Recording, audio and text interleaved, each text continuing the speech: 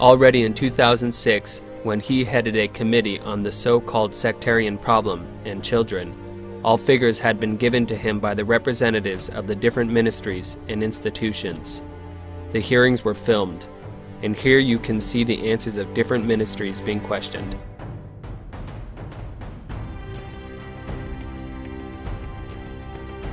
En vue de cette audition, il m'a semblé nécessaire de demander aux préfectures de département de faire le recensement sur les 3 dernières années des incidents liés à la transfusion.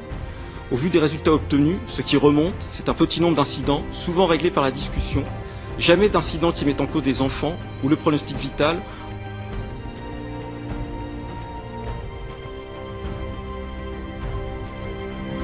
Alors pour l'année scolaire écoulée, nous avons les inspecteurs d'académie ou les recteurs ont procédé à 19 001 signalements, enfin disons 19 000 signalements auprès des procureurs de la République concernant des enfants qu'on estimait être en danger.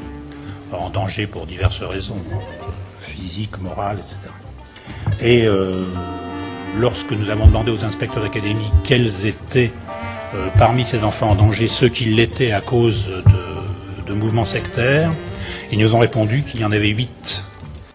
Quelques mots, mais des mots d'une importance pour nous essentielle. Et des chiffres qui ne peuvent qu'effectivement nous interpeller. Nous ont interpellé et qui vous ont interpellé vous-même, donc vous comprenez bien qu'ils nous interpellent également.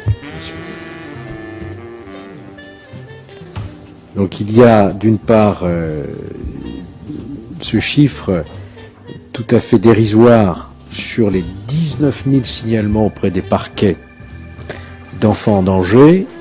Vous nous dites 8 seulement ont concerné phénomène sectaire. Donc là on est en droit de se poser des questions.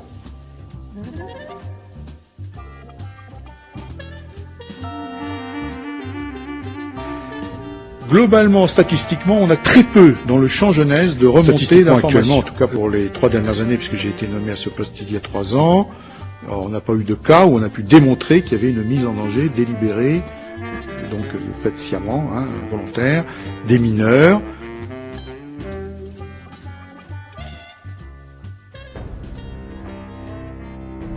Nous avons réalisé auprès des juges des enfants une enquête de manière à pouvoir aussi, nous, essayer de cerner un petit peu statistiquement ce que pouvait représenter la problématique sectaire dans le travail des magistrats et dans le travail des éducateurs. C'est vrai que cette problématique est extrêmement marginale par rapport à l'ensemble des autres problèmes que notre direction est amenée à gérer pour ces mêmes mineurs.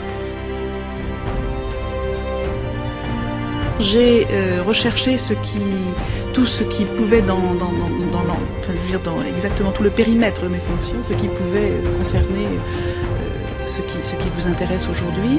Il y a 2 cas. Un cas qui a défrayé la chronique, dont on peut peut-être citer le nom, puisque il est à la page de tous les journaux presque tous les matins. C'est le cas de Madame Gateliff au Canada et de ses enfants.